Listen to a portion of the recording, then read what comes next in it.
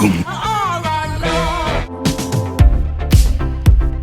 Hey, welcome back to ScreenCrush. I'm Ryan Airy, and I'm going to explain how Robert Downey Jr.'s Doctor Doom could have actually been the secret big bad behind almost every story in the Multiverse Saga. And we're going to talk about how this character can connect all of the dots to bring the Multiverse Saga to a satisfying close. Maybe by the end of this video, we can see how this oddball casting was actually genius and is exactly what the Multiverse Saga needs. As always, guys, check out our merch store for fun Marvel parody merch like the I Hate You 3000, Somehow Robert Downey Jr. returned, and Tony gifting life to Ultron in the Sistine Chapel. Also below, check out links for our live show. We only have 4 dates left. And I have a special announcement to make. In Philadelphia, for one show only, Doug will be in attendance. Go Eagles! That's good, buddy. And stay tuned for a special sneak preview at the end of the video. Now, at our live shows, I have yet to meet one person who is excited about Downey Doom. It seems like a retcon, like Marvel is covered in flop sweat and they're desperate to make up for all the mistakes they've made the past few years. But what if I told you that it's not random that Doctor Doom suddenly overtook Kang the Conqueror? In fact, the show Loki was setting us up for this exact possibility. But first, I have to explain Loki and how the multiverse fits into the MCU, and why this means that Doctor Doom has been a big bad in every multiversal film lurking in the shadows. So first, let me give you a brief explanation of how the multiverse works and the events of Loki season 1 and 2. So at some point, there was a great multiversal war fought between variants of Kang the Conqueror. The variant He Who Remains won this war and created the Sacred Timeline, a kind of mini multiverse overseen by an agency called the TVA, whose job was to prune any universe that would produce a variant of He Who Remains. So He Who Remains grew tired of overseeing this mini multiverse, so he created a series of events to arrange for Loki to take his place. So everything that we saw happen in the MCU in phases 1, 2, and 3 was part of this guy's plan. Tony becomes Iron Man, joins the Avengers, creates Ultron, which leads to Civil War, the Avengers being split in Infinity War, and finally, all of that leads to the time heist. Also, Loki would steal the Tesseract in Endgame. The TVA arrested him, and then this set him on a path to He Who Remains, offering him the throne. You two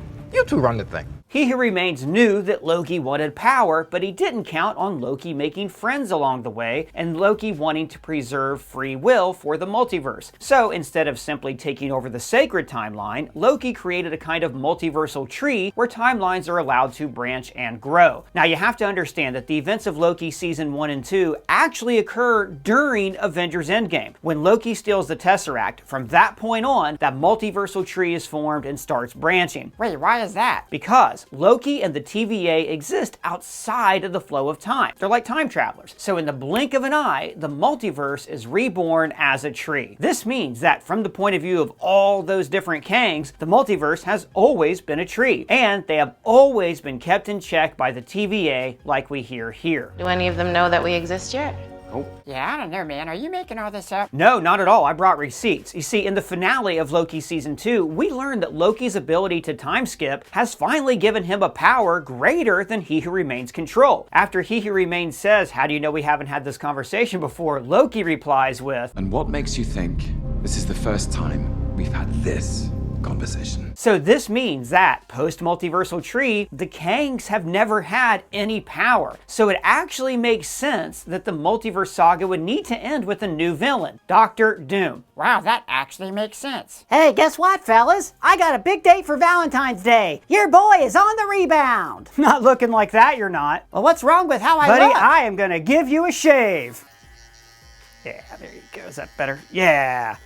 There, is that better? Wow, you're right. My cotton blend is as smooth as ever. Say, what was that? Why, this is the Handyman in the new special edition Rocket Man colorway from Manscaped, the brand trusted by over 11 million men worldwide for their trimmers, hygiene and shower formulations, and premium boxers. Wow, Manscaped. Gentlemen, look, the big day is coming up, the day that we prep for and worry about all year long, and that day is Valentine's Day. So let's say you're at work or at the gym and you got to rush out to your Valentine's Day date and you notice you have brutal 5 o'clock shadow. You don't want to carry around an old razor and shaving cream to destroy that 5 o'clock shadow. I mean, I have been using the same old razor since 1997, like 7 presidents ago, and I'm telling you, it is time for a change. Whereas the Handyman is sleek, it is so powerful, and it's so small it can slip right into your pocket, right next to your 20-sided die, you sexy paladin you. The magnetic blade here keeps the blades locked in place, so it's perfect for traveling. Gee whiz. Now the Handyman has this unique dual blade, including a standard foil shaver and a long hair trimming blade that can take down up to 3 days of beard growth, or in some of your cases, up to 4 years of beard growth. The Handyman is also equipped with proprietary skin-safe technology designed to help reduce nicks and cuts. And guess what? The Handyman is waterproof, which helps make cleanup quick and easy. So gentlemen, tidy up your face fuzz before your big date. The Handyman is a terrific compact shaver, and it's the perfect accessory for any man's travel bag. Plus, it's not a man purse, it's called a satchel. So use my promo code ScreenCrush and you'll get 20% off plus free international shipping at checkout. That's 20% off plus free shipping with promo code ScreenCrush at manscaped.com. Now, it is important to note that He Who Remains never saw this coming. We just crossed the threshold. The moment Loki steps out onto that platform, He Who Remains had no idea what was going to happen next. He set up the sacred timeline to stop the other Kangs, but this new tree creates a threat that he did not prepare for: incursions. An incursion occurs when the boundary between two universes erodes and they collide, destroying one or both entirely. We have seen many causes for incursions in the MCU, like reading an evil book, trying to go back to the light dimension, trying to change history, or even trying to get into college. So we see that the multiverse is very, very fragile because instead of being a tightly policed timeline, it is an ever-expanding tree of different possibilities. So this multiversal tree creates an infinitely expanding multiverse. And an infinitely expanding multiverse also means an infinitely expanding opportunity for universes to collide and create incursions. I mean, in Deadpool and Wolverine, we even learned that an entire universe can disappear just because an important person dies. So I think the title Avengers Doomsday will have a few meanings. One, it will refer to a doomsday for those universes that are colliding, as the heroes are placed in this moral quandary. Do they sacrifice another universe to save their own? And I also think this will pit the Fox X-Men universe against the 616 MCU, but more on that conflict later. But to help them solve this problem, they will turn to a variant of Tony Stark, the man who will become Dr. Doom. So let's take a guess at this Tony variant's origin. In the comics, Doom's mother sold her soul to Mephisto, so he built a device to help him journey to hell to save her. Now it backfired and scarred his face. So maybe in Doomsday, we will see that this version of Tony lost somebody who was close to him, like maybe Pepper. So he tries to invent a device to travel the multiverse, which blows up and scars his face. Doom would then pretend to help the heroes in Avengers Doomsday while he's actually setting up his own plan. See, Tony Stark is a futurist, and a version of Tony with fewer moral safeguards would try to create a new system that is completely incursion-proof. He would want to create a single new world, which of course he would rule. A world which cannot split off into new universes. A suit of armor around the multiverse. Yeah, but would Tony Stark really want to rule the whole planet? I don't know, he's got a pretty huge ego. But also, in Deadpool and Wolverine, we learned about these anchor beans, and I bet Tony saw that in many realities, he was an anchor bean. So Tony would have this mentality that only he can fix the multiverse. Yeah, but how does he even know about the multiverse? Oh, well, there's a ton of ways he could find out about it. So for one, when people dream, they see the multiverse, just like we learned in Multiverse of Madness. Dreams are windows into the lives of our multiversal selves. And we know that Tony Stark had incredibly vivid dreams of his daughter. Last night, I dreamt we had a kid. So real. Maybe these multiversal dreams are also connected to his PTSD. I mean, hell, when Wanda shows the Avengers different visions, Tony is the only one who actually sees a future that comes to pass. So Tony could have been peering into the multiverse for years now. But there's other ways that Tony could have seen the multiverse. For instance, we see the TVA monitoring the multiverse on old TV signals. So maybe, like the broadcast in WandaVision, these signals are tied to residual energy from the Big Bang. So I could see Doom just discovering these signals and learning how to tap into them. That way he would also be able to observe the TVA's technology. But see, I also think that Tony Stark was always responsible for the TVA's tech. What do you mean? Well, Tony invented time travel, which is the basis for the same technology that all of the Kangs use. And in the comics, Dr. Doom invented a time platform, which we see Kang variants using to teleport in Quantum Mania, and we see Reed Richards use it. So it could be, as I have long theorized, that Kang was a descendant of Tony Stark who refined his ancestors' time travel technology. And the TVA's gateways are also very much like the time platform, just, set up on their side. Now, let's take all of that information and work out what Doom is actually going to be doing in Doomsday and how this can finally unite all of these weird different projects of the Multiverse Saga. I think that Doomsday is going to begin with a giant multiversal threat, whether it's Incursions or a universe-eating Galactus that is going to create a kind of trolley problem. Either save the X-Men universe or the MCU. And Doom is going to offer a solution. They need to gather enough cosmic energy to stabilize the multiverse. So the film will show Doom, like Thanos, gathering cosmic energy for himself. Now this also happens many times in the comics. Doom tries to steal the energy of the Silver Surfers, the Watchers. He stole the Beyonders' energy twice. So, number one, he would discover the TVA and would steal their tech. Maybe we'll see him wander throughout the halls himself, or maybe he'll send in a Doombot, a life model decoy that looks just like him. Well then again, the TVA does have robot detectors for that. Please confirm to your knowledge that you are not a fully robotic being. We're born an organic creature and do in fact possess what many cultures would call a soul. So he could send in another mind wipe variant, like the rest of the TVA staff. So after Doom gathers the TVA's energy, I think the next move is to keep tabs on Galactus, to steal his energy like he did in the comics. Galactus is going to be the villain in Fantastic Four First Steps, and he will likely eat universes instead of planets. My theory is that Galactus is also tied to the 10 Rings. I think the 10 Rings were worn by a herald of Galactus, so it was this herald's job to go to a universe, scout ahead, and then send a signal back to their master. But on Earth, the herald died, and Wu found the rings. Remember, Shang-Chi activated the beacon when he used energy from his mother's universe to turn them orange. So maybe,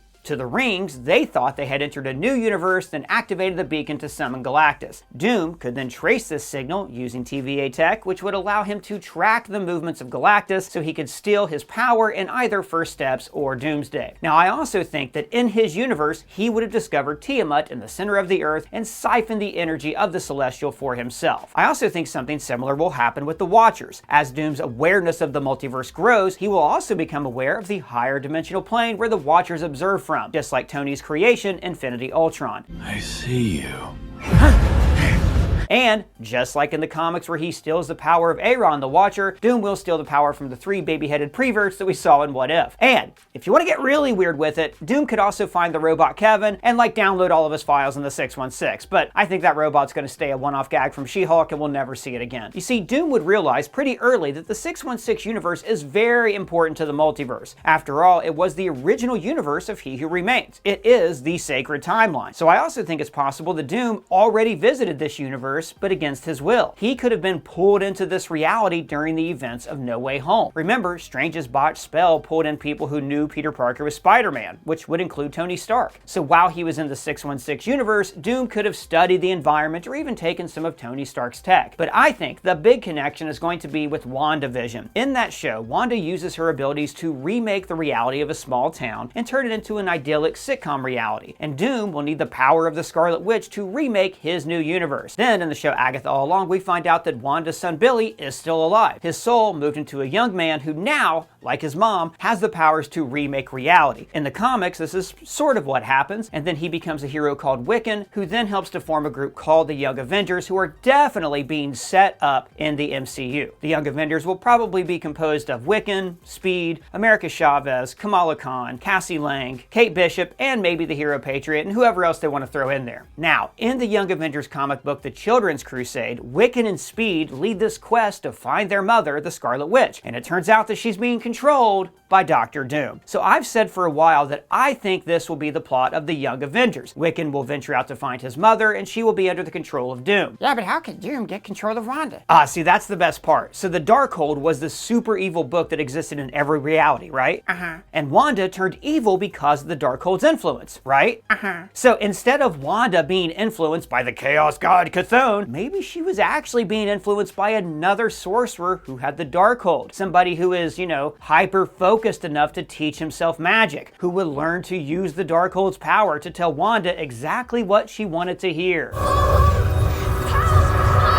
That's right. Just like Wanda influenced Tony in Age of Ultron, Tony has been influencing Wanda in the Multiverse Saga.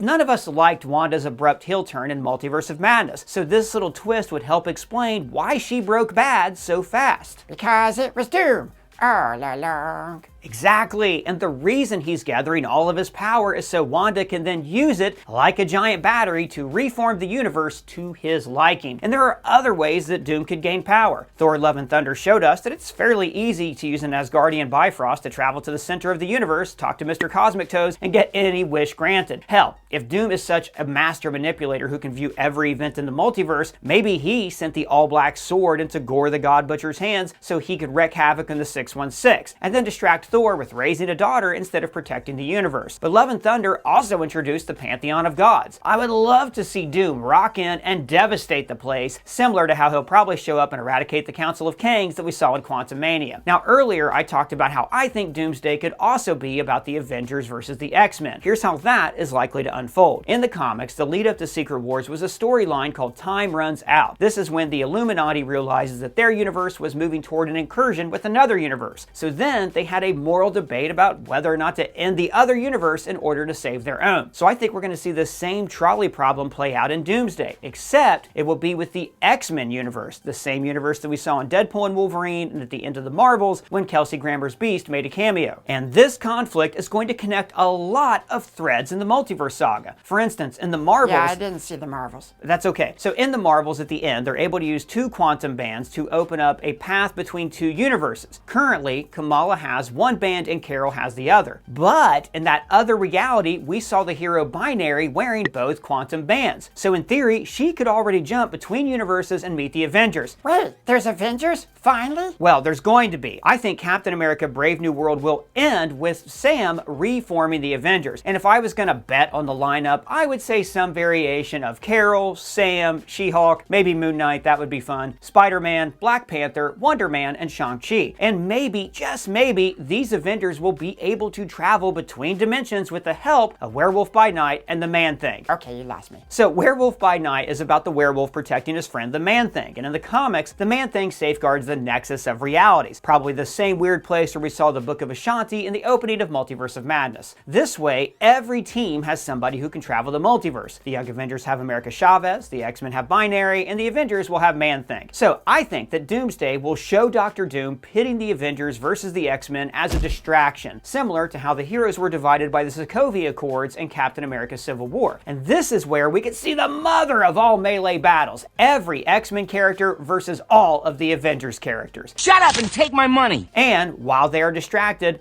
Doom will gather power like Thanos gathering Infinity Stones, which will tie together the loose threads of the Multiverse Saga. And then it will all end with the multiverse collapsing and Doom revealing his secret weapon, Wanda Maximoff, who will help him to remake Battleworld. What is Battleworld? Well, Battleworld is a patchwork planet made up of different realities that Doom rules as God Emperor Doom in the comics. Then, the Young Avengers and Spider-Man 4 will take place between the movies on Battleworld. And this way we can see fun Spider-Man variants, and the Young Avengers are going to go on a quest to save Wanda from Dr. Doom. So Doom was behind everything, even the events of Black Widow? No, I think that some projects like Black Widow and Guardians 3 and like Falcon and the Winter Soldier and Hawkeye just exist as their own thing. But I do think that the Sentry, who will be introduced in the Thunderbolts, could also play a big role in all of this. Now, there is an interesting wrinkle to all of this. Benedict Cumberbatch recently told Variety that he is not in Avengers Doomsday, but he is in Secret Wars. Apparently, there just wasn't a place for his character in Avengers 5, which is interesting because the Multiverse of Madness ends with Strange and Clea going off into the multiverse to stop incursions. So, if Doomsday is about the Avengers counting down the clock because their universe is about to end, you would think that Steven would be the primary hero, gathering the team together. Is that everyone?